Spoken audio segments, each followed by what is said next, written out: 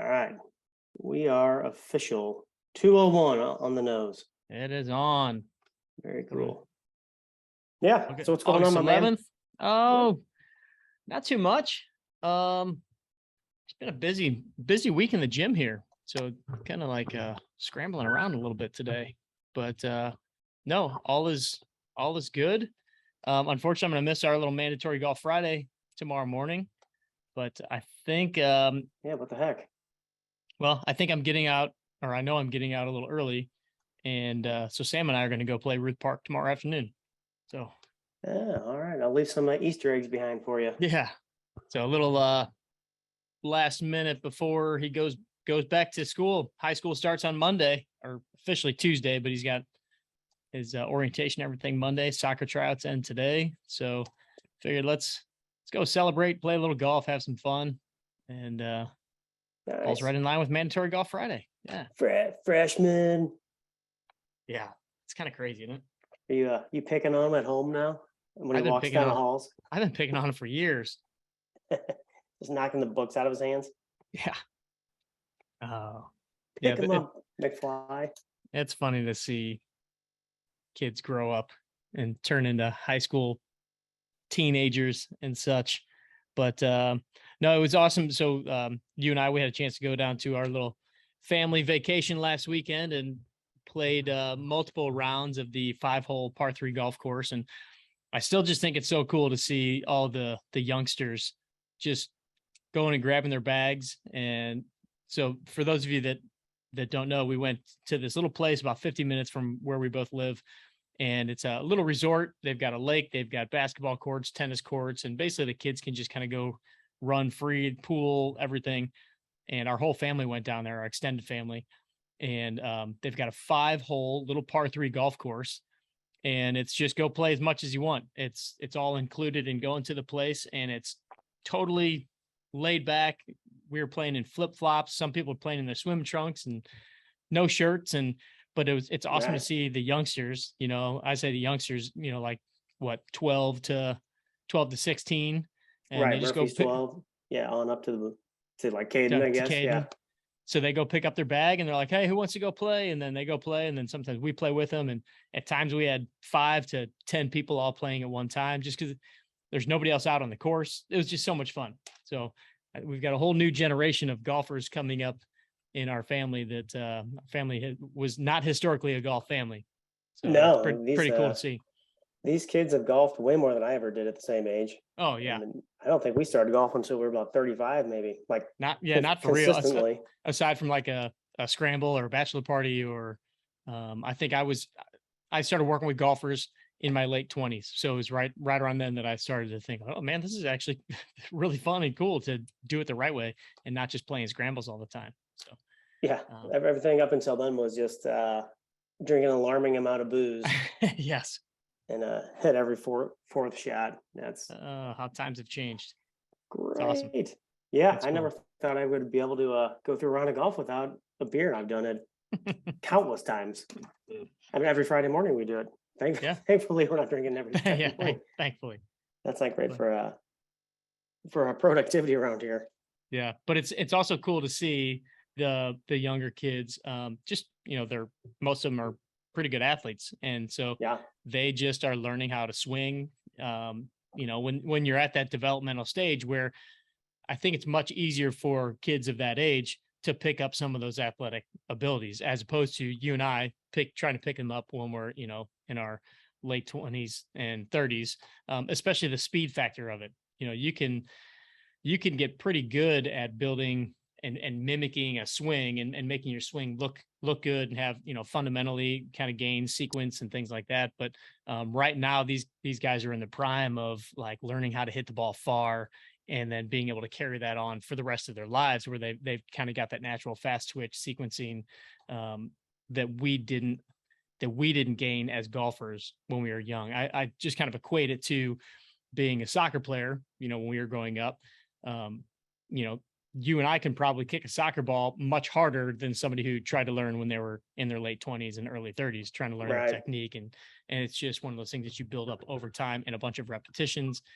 And so it's just fun to see. Yeah, it's cool that they don't have any. They don't even think about it. Like No. this is our problem is we don't think about kicking a soccer ball. If you're throwing horseshoes, you don't think about you just throw it. And Hmm. they're just out there just hitting it. Some are Yeah, good, because some are not none good. none of them have really had. I assume Caden's had like a couple lessons maybe, but none of them have had any real formal instruction. And I'm really Right. surprised when I go out with some of them, and it's like, man, that was a really good shot. Like you had a really good swing, made great contact.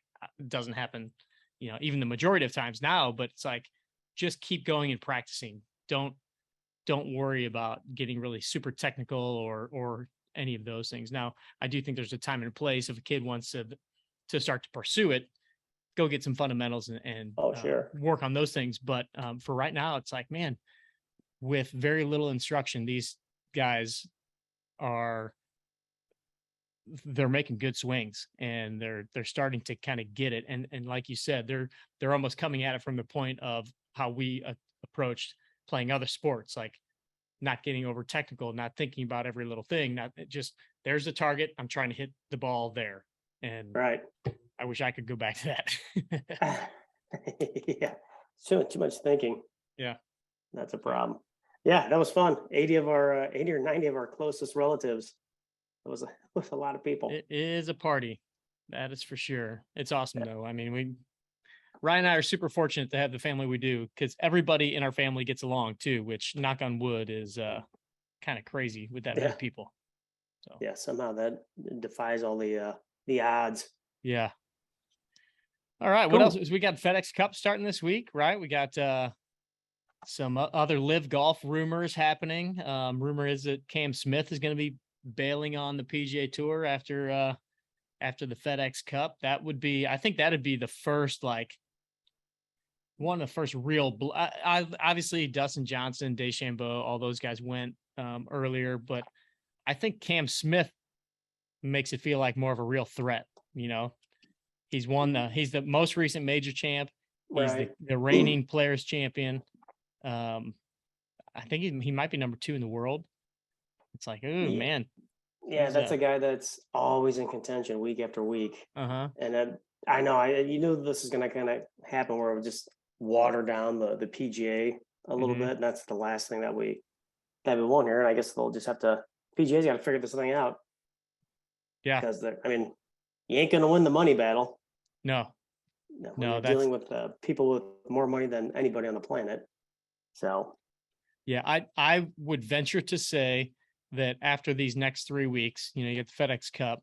After these next 3 weeks, we're going to see another. I don't know how big the wave will be, but we're going to see another wave of dudes that go. Not counting Cam Smith. I'm assuming he's already pretty much gone.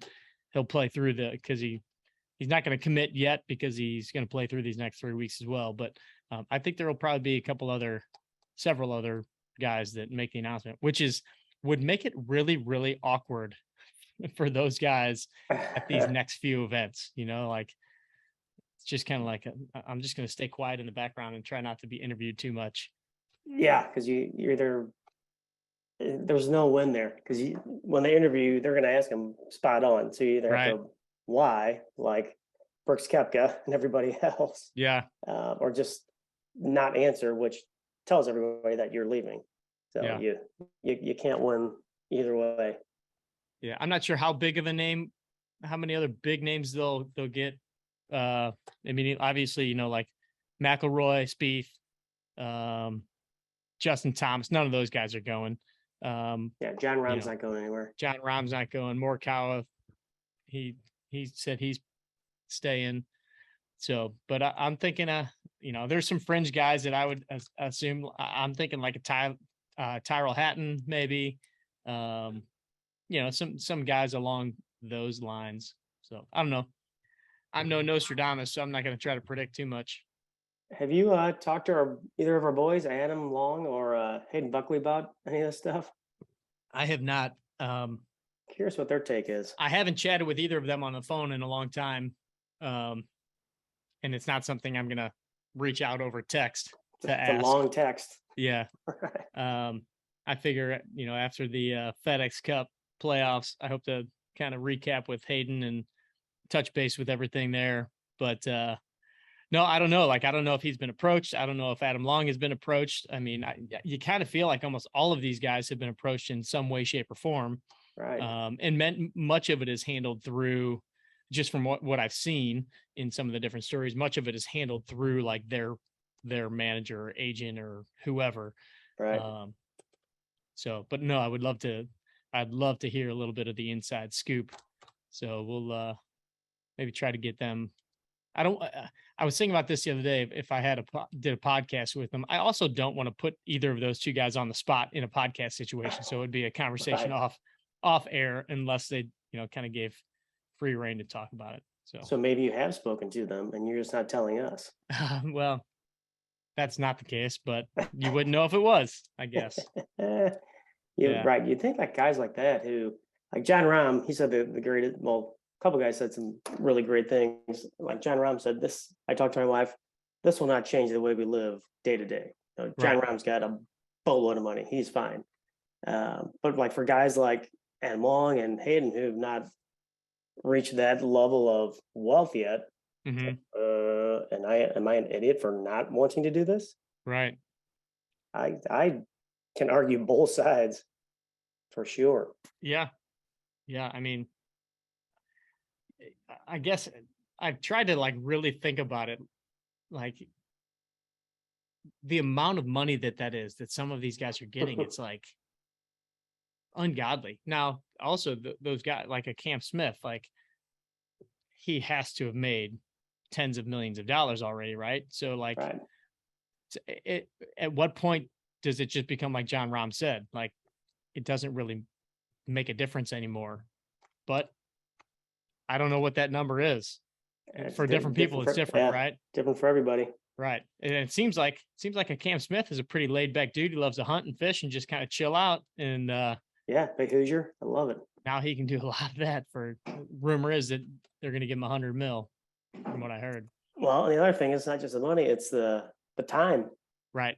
They ain't making more time. They're making more money. So more money, less time. That's right. it's a devastating combo there for the PGA to try and deal with. Yeah. I don't know. What else do they have? Like Cam Smith. I don't know. I don't know if he has a family or anything, but he's gonna have a lot of time on his hands if he's not playing PGA Tour. I've seen his house in Florida on one of those like MTV crib style thing. He's got a few bucks. Pretty swank. It's ridiculous. Pretty swank. Like the rest of them. Yep. But I am excited to see the FedEx Cup playoffs and see what shakes out there. Really, I think last I checked, Hayden was like around the 90 range in the FedEx Cup points. So it'd be awesome to see him scoot up into the under 70 and make it through to the next round.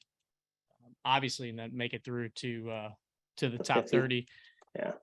What's see what Hayden is and see what Adam Long is. Long was in a better spot than Hayden. Yep. I think he was in the 80s maybe. Yeah, I'll start. Oh, Adam Long, number 76. Hold on, what camp is that? Was or is? Oh, so he dropped. So yeah, so he's 81. It looks like he was 76, dropped to 81. And then our boy, I guess Hayden's probably around 100. 101. Yeah. Come on, brother. So needs a good week. Yeah. Needs a really good week. Adam, could easily scoot up into that under 70 range. Yeah. He's cool. Right there. Need some good golf. Yep. Cam Smith, number 2. Sam Burns, what a season that dude is having. Yeah. Adam Long has had a sneaky good year. Yeah. Haven't really heard anything, about him, but because Hayden, hit it pretty hot early. So we saw him on TV quite a bit, played well in the US Open. But Adam Long just kind of had a couple sneaky good finishes and just has been pretty steady and has made I forget, maybe close to 2 million, 1.5 this year. Yeah. He's just that 1.36. So he's just one of those just keep making cuts. Pros. Yeah, just keep making cuts. Pro, just keep doing this and this and this. Yeah. Yeah, what a living. Just playing the PGA Tour for 20 years. Nobody knows who you are. Hmm. Make a boatload of dough, and I mean, that's Charles Howell. He has the greatest career. Can probably still go to the well, now he just went to live, so he is way richer now. now he's But getting stage.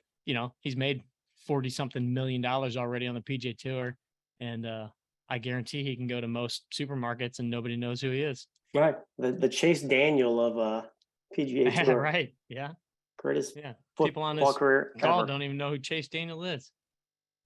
He was a starting quarterback for Mizzou. Then he was the backup for Drew Brees, Mahomes. He's been a career backup for maybe 20 years, and then he'll be a coach. Boatload of money doing it. Yeah, backup quarterback does all right. Holding a clipboard. I think he collectively has played in 2 full games if you add everything up. It's a very low number. That's crazy. Yeah. All right. Shall we talk some golf and some fitness, or some fitness and golf? Let's do both. Let's talk a little bit of both. Yeah. So earlier, like last week, and then leading into this week, we talked about like habit building and things like that. And then today we kind of shifted gears into like some people exercise, some people train. So like, what's the difference? It's funny. I remember, you remember my buddy Greg Detter? Yes. So yeah, big dude. And I used to say, this is before I lifted weights, so this is a long time ago. Yeah, let me go work out, and then we'll go out. He's like, "What do you do to work out?" I'm like, "I'm gonna go walk on the elliptical for 5 minutes." He's like, "That's not working out. What are you talking about? That's working out to me." Well, I always thought, it was interesting when I kind of transitioned over from more of the physical therapy side into the fitness world, and started to get around, some really good strength coaches. And first of all, they call themselves coaches, not trainers. Right. But also, anytime that any of them were going to the gym for themselves to go, what most people would say, work out or exercise, they'd say, "I'm going to go train." And Right. it just has a different tone to it, right? Like an athlete trains. Sounds more important. Regular, more official. yeah, regular people work out. And so I'm reading this book by Mike Boyle right now. Can you see that? Yep. Yeah, the new functional training for sports. And this book I think has been up for a while. Mike Boyle's awesome. We had Mike Boyle on the show several years ago, and I got to see him speak. Mike Boyle, for those of you that don't know it, he has one of the biggest sports training facilities up in Boston. Mike Boyle Sports and Strength and Conditioning, works with a lot of hockey players, has worked with the Olympic team, and just trains a ton of athletes. And so he's one of the top guys when it comes to really coaching the coaches when it's Right. when you're working with athletes. And so got to see him speak at the World Golf Fitness Summit. He's really tied in with the guys from TPI, and he's just one of those guys that is very, like, if you looked at him, you wouldn't even think he's in the fitness world. He just looks like one of our dads, right? Like, he's probably about 5'9", probably weighs 155 pounds. Right. Nothing crazy. But he is just a very common sense kind of coach. And he has this whole piece that he wrote up a long time ago, and it's like the arc of the strength coach. And it starts out with how, as basically most strength coaches started out as a kid that like got picked on, and you wanted to build muscles because that's what you saw like in the comic books and the superheroes, and they're all these big strong guys. And so you get into the bodybuilding phase, and you start to try to build up your muscles. And then eventually you get to the point where you're in the gym and you start to see that the bodybuilders are not the strong guys. And then you start to see the strong guys and they're making fun of the bodybuilders. And then so all of a sudden you want to get into the strength, like true strength training, and go super heavy on the weights. And, and then you see like the older guys doing like stretching and mobility and things like that. And you think like, oh my God, look at these wusses over here, But then as your body starts to break down, as trying to go into powerlifting and stuff like that, you realize like, oh crap, I got to start doing some of this mobility work. And so Right. it has this whole arc. So he's almost kind of like the godfather of what most people call functional training. Oh yeah. And that term has been kind of bastardized and thrown around so many different ways. And it has gotten misconstrued that functional training is like stability balls and, balance drills and all these Right. kind of crazy different exercises. Your favorite exercises. Yeah, exactly. Golfers on yoga balls. like the standing on the stability balls and that kind of stuff, which he addresses in here and to some extent.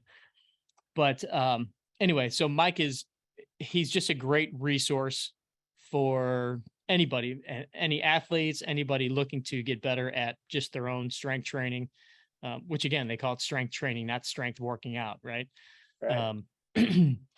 So I just started reading through this book. I don't know that I've ever read one of his full publications, watched a lot of his stuff and listened to him a lot, but he made an analogy, and this kind of prompted our chat today, and he's talking more to the coaches in this book and how to design programs and what your program should include, and that there's certain things that should be included in strength training programs for athletes.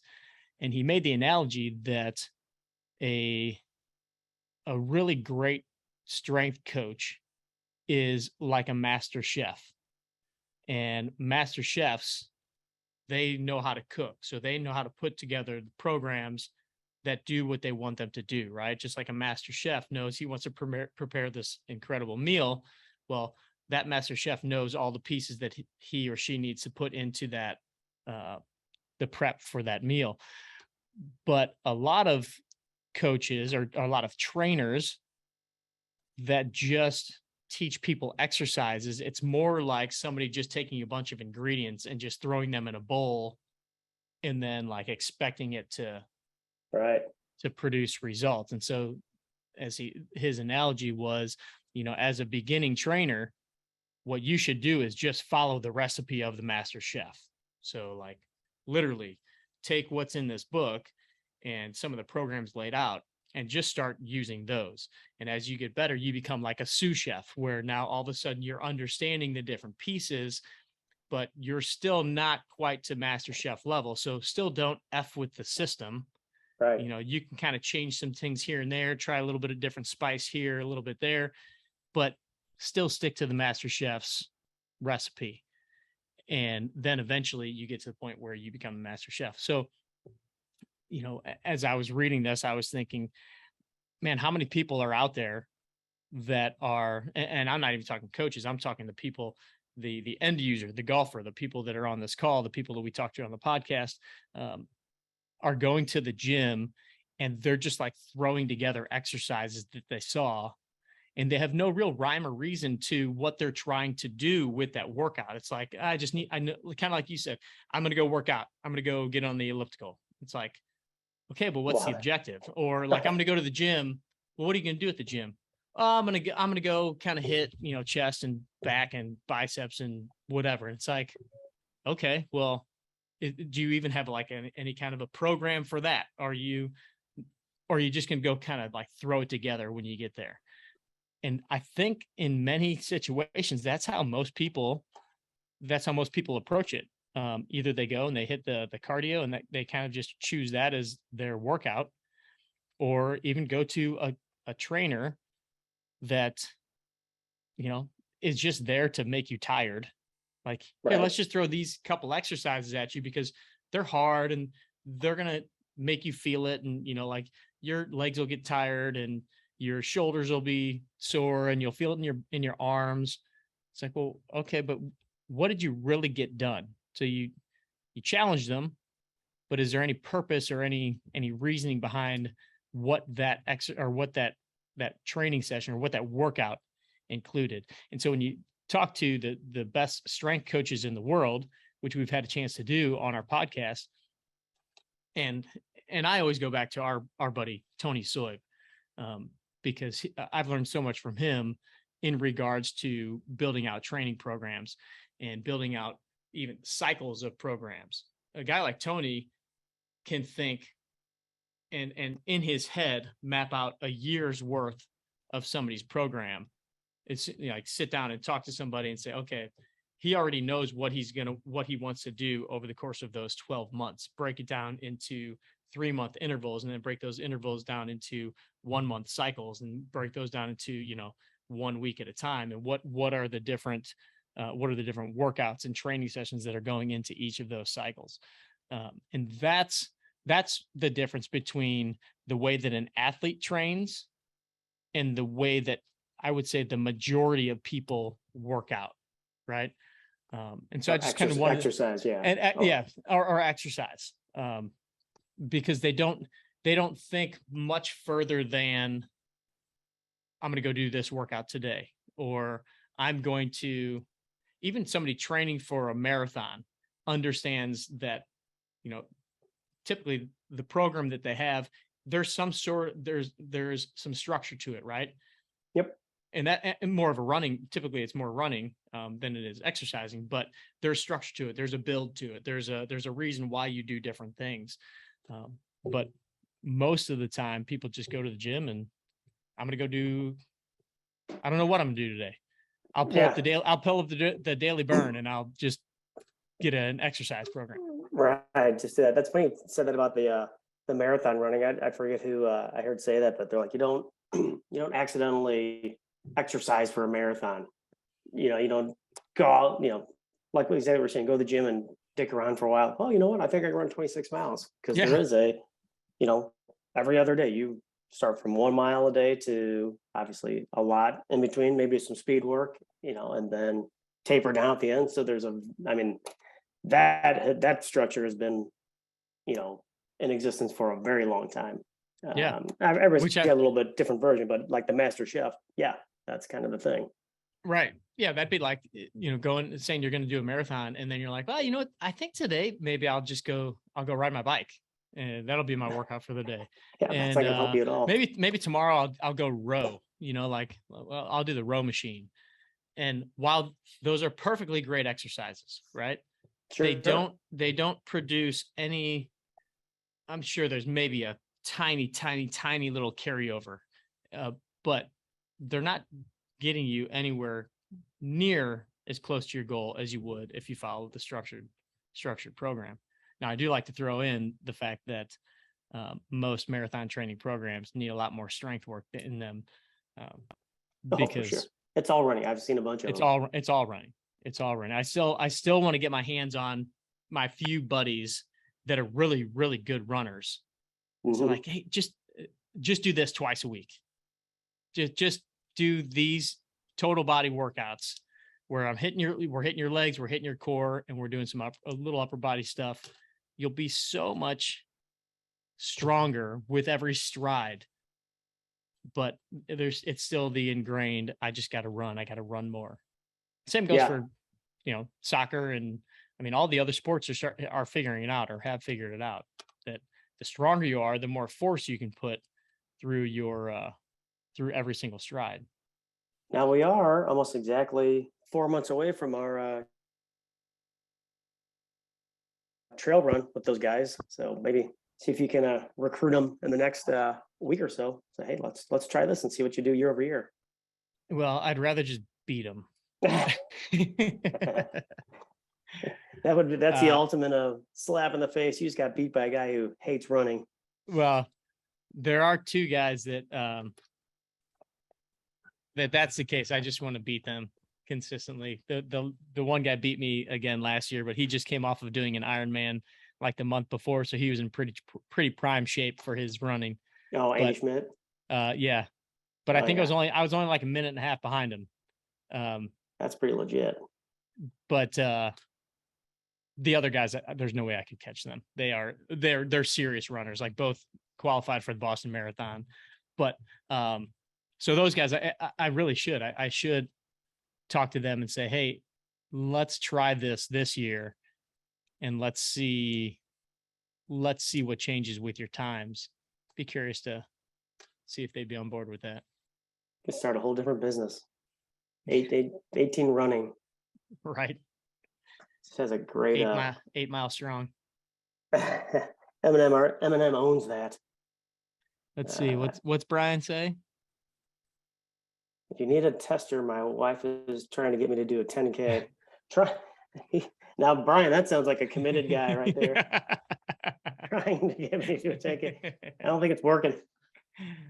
Now, Brian, you do have to do a little running prior to the 10K. I will throw that in there. But I did try to make it a point with my one buddy that I was not going to train nearly the way that he wanted me to train. You know, I think my only training, this was 2 years ago. My only training was running Art Hill, like once a week, and that was even a little bit iffy. But last year I had the calf injury. You and I both had a calf injury last year that sidelined our training, but still did okay. Yeah, I mean, I ran twice before that race. So yeah, you need to run more this year. Brian, you could do it. That was an 8-mile race. What's 10K? 7 something miles. Well, let's see. Yeah, 5K is what, 3 something? Yes, so a little over 7 miles, I guess. Yeah. This is poor advice, Brian. But yeah, don't train at all. That came out of Ryan's mouth, not mine. Yeah, I'm not the professional here. Yeah, so then our resident swim coach, Randy. So I've taken courses from Boyle and listened to him every week on the Strength Coach podcast. He's great, and I use his stuff with my swimmers. Yeah, you're right, Randy. He's awesome. So, and Strength Coach podcast, that's been around forever. That's like one of the original. Anthony Renna started that with Mike Boyle years and years ago, and yeah, Mike Boyle. He's just, when you listen to him talk, he's just so common sense. He's so anti risky exercises. He doesn't include any back squats in any of his programs because he started realizing, like, man, a lot of our athletes are having back pain after their back squat. And so he was like, well, what happens if we take the back squat out? He does implements a ton of single leg exercises. So that's kind of another piece of what I wanted to talk about today, is just different components that are pieces of those recipes, right?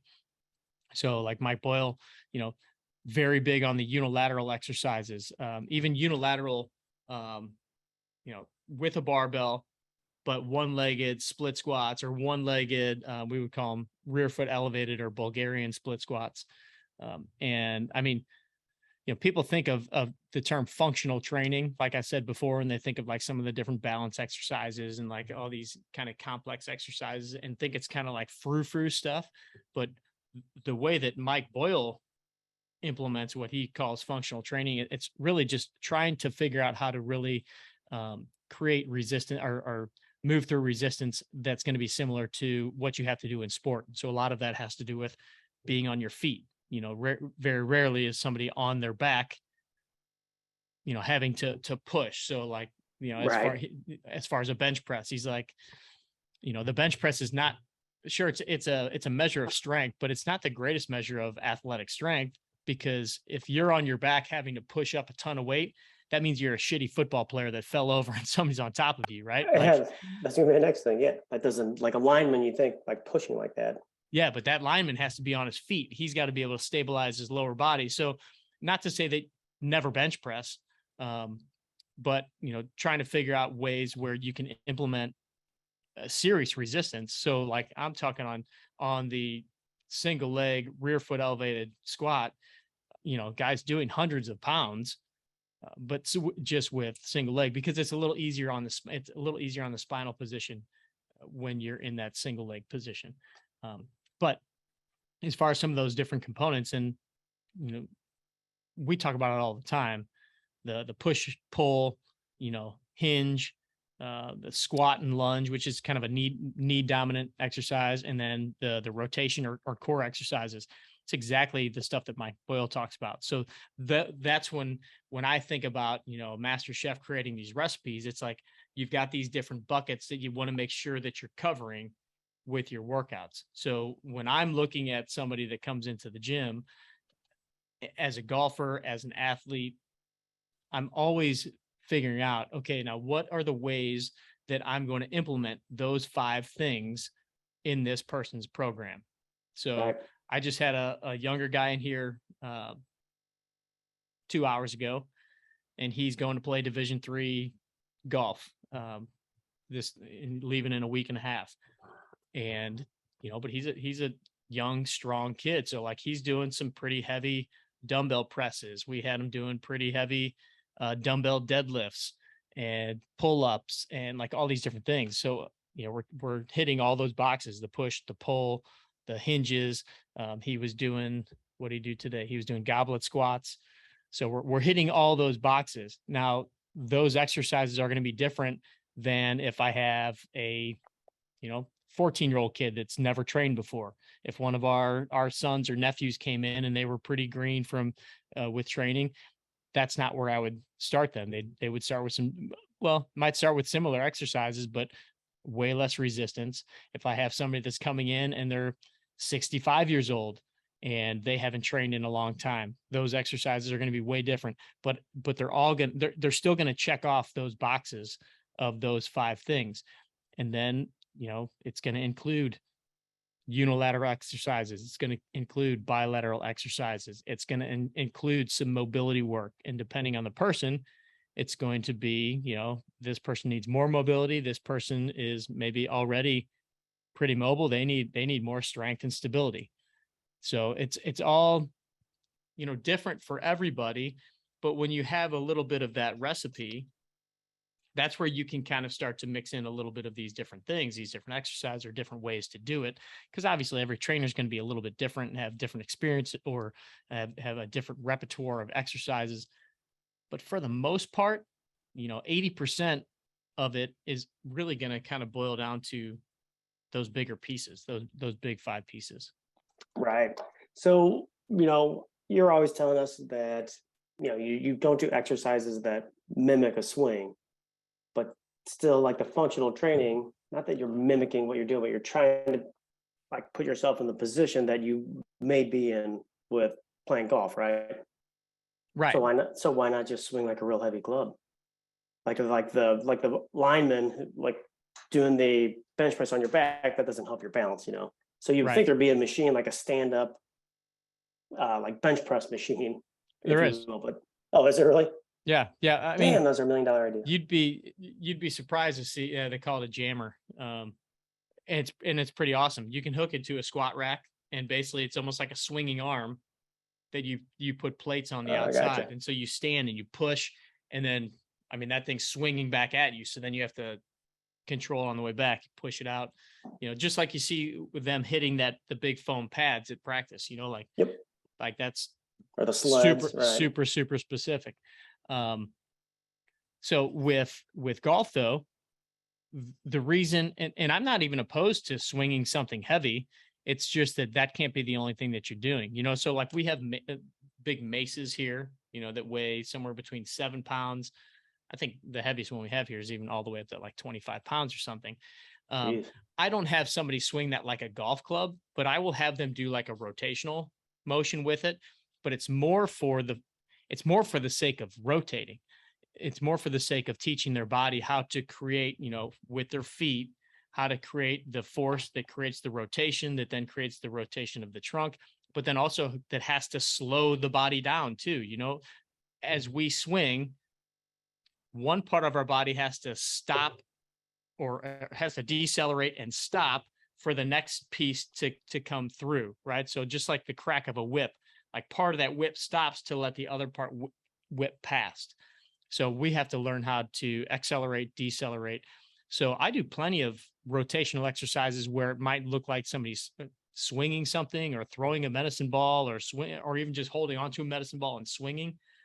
But it's more about, and some person might look at it and say like, oh, he's doing a golf exercise. Well, it might look a little golfish, but it's not. I'm not sitting there saying, okay, now this is where your hands need to be in your swing and like working on the technique piece of it. It's more working on the general athletic movement piece of it, because again, you can't mimic exactly a golf swing with a heavy implement. It's just, that's not what your golf club is. So you can do some swinging exercises. And then if you want to work on building speed off of that, then, grab something like a driver or a super speed club or a ripstick or one of those other devices. And then you can work on even more specifically. But as far as from the strength training piece, we're just working on teaching your body how to be aware of its movements, how to create force, how to generate force, how to stop force, and do it all with good postures, positions, control for the most part. Gotcha. Yeah, I've always thought this where, and this is not the reality, where if you just do something heavier, then it just makes it lighter. Like Tom Brady, you should throw a 10-pound football, then it makes a real football seem really easy to throw. Or a baseball player should throw a 1-pound baseball, but that's not how this Not thing works at all. No, it's not how it works, because then your body, neurologically, your body gets used to the slower synapse of like the slower motor pattern, right? So that's why, and TPI did a big study on this a while back. I think TPI did it. If not, they reported on it. That I think they did it with the donuts, like the baseball donuts. Oh yeah. So swinging with the donut on the bat actually decreased, when they took it off, it decreased the baseball players' swing speed by, I think it was like, their bat speed, I think by like 13% or something like that. And so that's why in the golf world, it was, they have that, I think it's called the Medicus club. That's that heavy club. And so people would go to the driving range and they'd warm up by just swinging their 2 golf clubs. Right. And I still see that all the time. And I won't lie to you, I'll do that every now and then just because it feels good to loosen up. But then I'll almost, then I'll take something lighter and swing it faster. So I'm not ingraining that slow swing. It's a good way just to kind of like the orange whip. Like you feel that's way heavier than a golf club. If you just swung the orange whip all the time, and I don't know if anybody's done a study on this, but if you just trained with the orange whip, I would venture to say that your swing speed will get slower as opposed to get faster, just because that has that weight and that ball to it. Now it's got a little bit different whip to it than if you're just swinging at a heavy golf club like a Medicus, and it's not as heavy as the Medicus. But I would venture to say that just swinging the orange whip might make your swing speed slower. Now it might help your sequence a little bit. So it might balance out as far as like the way that you hit the golf ball and the way you swing the club. But I don't know if anybody on this call has ever, like Elliot or Randy, if you guys have seen anything on any kind of studies done with the orange whip and swing speed. But I mean, it goes against everything the super speed guys tell us. And right. They've got a boatload of data on that stuff. Yeah, exactly. So I think it's funny when I still see baseball players swinging with the donut on their bat right before they go up to the plate. I know. I always think super speed clubs whenever I see that at the ball game. Like, I don't think that's the right thing. You're stepping in. You're going the wrong way. You're going the wrong way. You're stepping in against Aroldis Chapman throwing 103 miles an hour, and you're slowing down your bat speed. Yeah, I'm curious how because super speed has that, they have a baseball version. I'm curious how that's doing, if it has exploded in the baseball world as well as it did in the golf world. Yeah, that's a good question. I don't know. Because they tried the tennis thing. I don't know if they're still sticking with that. I don't either. Yeah. I don't know. So the last PGA show we were at, guys, was I don't know, 2 or 3 years ago, right before we all got put in jail with COVID.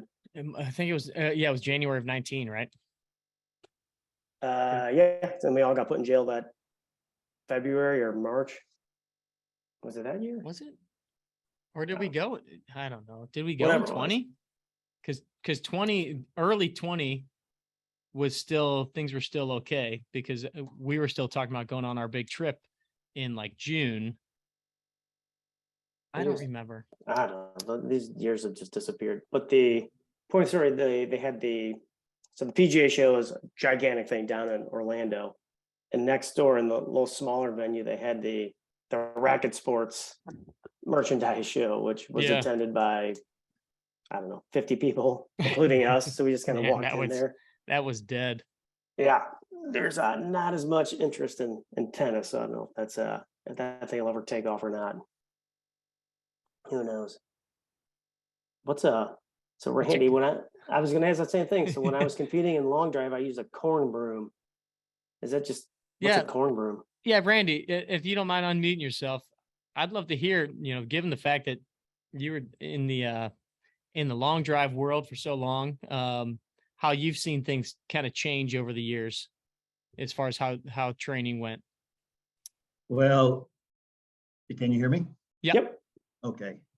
Actually, I used to own the Remax Long Drive, and I sold it back in 2000, and it was like a bitter divorce, so I haven't really looked back. But Jason Zubak, who was the dominant during that time, was much shorter than a lot of the other guys who had leverages on their advantage, but he was very strong.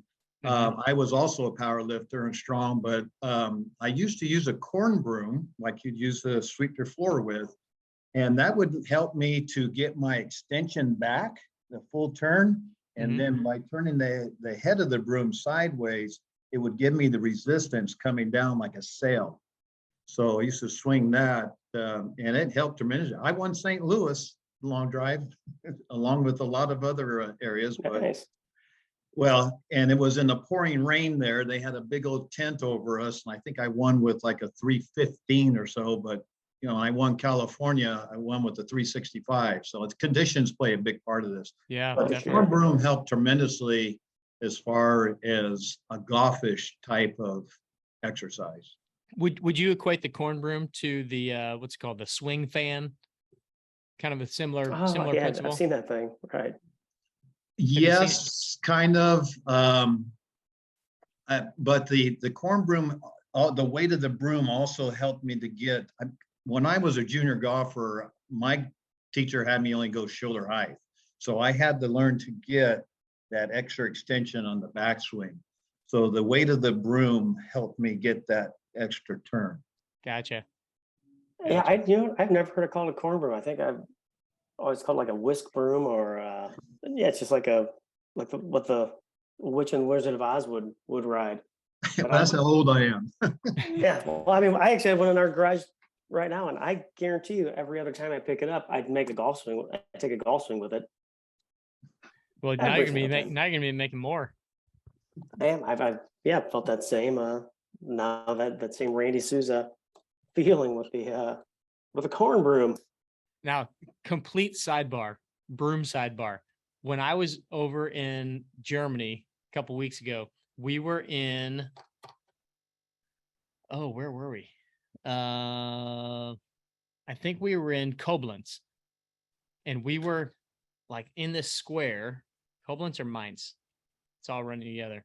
But there was this huge cathedral, and in the square, the guys that were sweeping up trash they were like Wicked Witch of the West broom. So like the broom whisks were like 3 feet long and totally like jagged and like totally ununiform. And it looked like something out from like 150 years ago. And I don't know. And I saw like 4 or 5 of these guys using them, and they did not look very effective either. So I don't know if it was something that they keep as a little bit of the nostalgia of the old feel of the place. I wish I had a picture of it. I didn't take a picture. I thought that would have been kind of rude, just snapping a picture of a guy. But it was crazy, and I don't think it would have been nearly as effective for swinging like a golf club. Okay, so But don't anyway, use that if you Don't ever use are that one. Yeah, on the Rhine River over there. yeah. Yeah, it could. I'm sure. Is it like a Harry Potter looking type Yes, it was. Yeah, yeah. Almost looked like a wizard's beard as the broom. It was weird. Anyway, broom? That's totally not good. unrelated. Well, that's a good segue into broom talk. Yeah. Right. So I did want to mention, so this book by Mike Boyle is a great resource for anybody that kind of wants to dig in a little bit deeper. And he goes into like some different exercises and different training protocols and things like that. Then we had basically a Mike Boyle disciple. His name is Kevin Carr. Kevin, I think, still trains up at Mike Boyle's facility and has helped Mike with a lot of different things, digital properties, and he wrote a book called Functional Training Anatomy, which kind of basically takes a lot of Mike's principles, and it's basically just a book full of images of different exercises, how they, what muscles are working. He also talks about kind of laying out a training program and kind of the structure of programs. But both books are really good as far as like just anybody that wants to acquire some more knowledge, and this one is really good as far as the visual of internally on the body, what the different exercises are working, what muscles they're working. And then Mike's goes into a lot of detail on the different exercises and more the global picture of the structuring of the programs and why you do what and what you should include. I think for any coach that's working with any kind of athletes in a training capacity, Mike's definitely one of the guys one of the pioneers in the sports and functional training world. So I would highly recommend at least going and checking him out, if not getting probably this book as a starting point. Gotcha. So that's for civilians. This one is definitely for civilians, the one that Kevin wrote. Okay. Mike's is written to coaches, but it's very, very understandable for anyone, even somebody that's just, wanting to kind of dabble in building their own programs or just understanding a little bit more. Because I know we have a lot of folks on this call and other people in the 18 Strong crew that are either in the fitness and medical world, or they're just really into, learning more about the body and how it works and why you do certain things and why it all applies to golfers too. I mean, he talks in there a lot about how, athletes are athletes, and no matter what your sport. What was the quote? And he quoted somebody else, but it said, your sport isn't different. You just think it is when it comes to strength training. Like, Right. We all have the same muscles. We all have the same movements. It's just that there's slight little nuances, but for the most part, your training program should look 80% the same. And he said, if not 80%, 90% the same. Right. As far as building true functional strength. Gotcha. So then one of the questions that Brandon sent to me directly was, so what is the best way to address a swing error with exercise? For instance, you get steep in transition and the culprit is the right shoulder coming forward instead of back and down. Of course, again, let's preface this with Brandon's a pretty high level golfer. Very high level golfer. Well, I think what I would first do is, if I had somebody like that, I would look to see if, first of all, are there any issues with the way that your body is moving? Is there anything stuck that isn't rotating well? Or, and that could be something down into the hips, the thoracic spine, the shoulders. Are all those things clear? Honestly, I try not to get too much into those kinds of pieces with the exercise component. I think that's something that is very much geared towards working. If there's no functional limitations, if there's no significant weakness that we've seen, if there's no limitations in shoulder rotation or trunk rotation or hip rotation, that's one of those things that I think is a little bit more geared towards working with your pro, finding a drill, because in many situations, those are a little bit of those awareness pieces that can be fine-tuned with, sometimes we just get a little bit out of alignment with something, or we're off just a little bit with the way that we're moving or rotating. Like your backswing, you're just a little short in your backswing, or you're just not starting, you're trying to rush from the top. And I think that many times those are more geared towards you working with your golf pro and them looking at it and maybe making a little bit of an adjustment to what you're doing, and then building a drill around, what can we do to then now facilitate that better sequence or that better movement pattern, as opposed to trying to go in the gym and say, all right, here's what we're going to do with the cable. And, we're going to try to rotate, but move your hips first. I just don't think that that's very effective in crossing over to your golf swing. I think the job of the trainer, the job of the strength training program is to make sure that everything's moving well, everything's moving can move fast. Everything can be moved with control, and you can move against resistance well. And I think that those all then play into you being able to adapt better to the movement patterns that you're trying to work on in the skill related portion. Yeah, how do we I know we've talked about this before where it's like, Tom Brady or LeBron James, they're Tom Brady, for example. We need to stop talking about Tom Brady, by the way. He's always the example.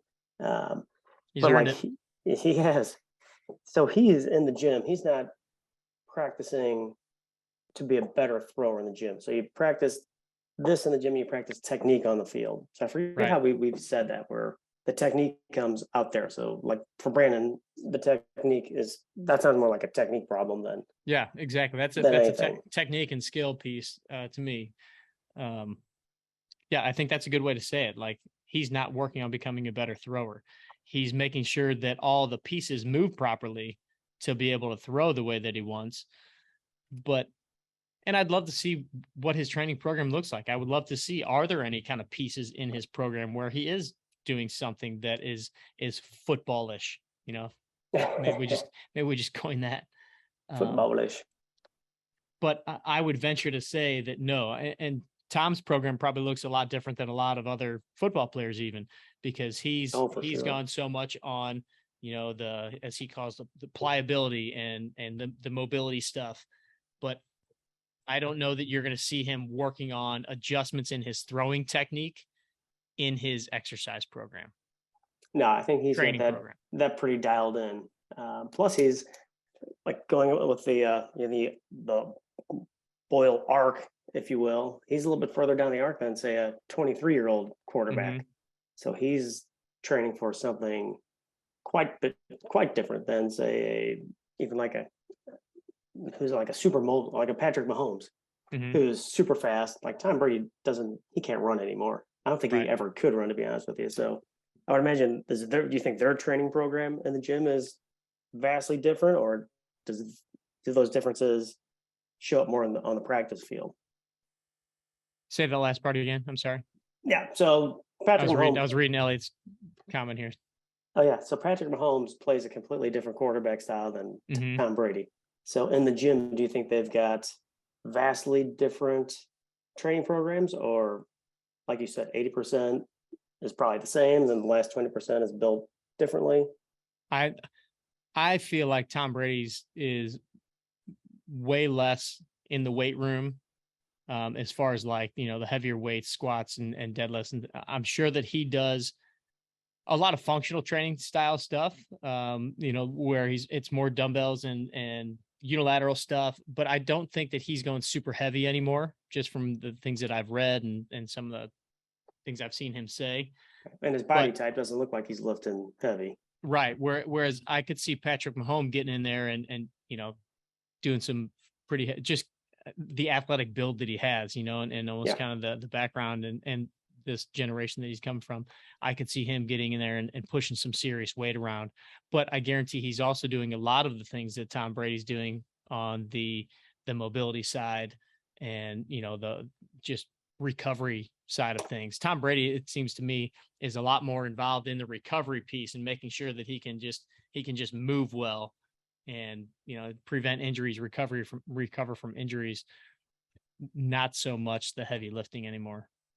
Yeah, and Patrick Mahomes takes much more of a beating during the game than Tom Brady too. Yeah, that's a little bit different. He does.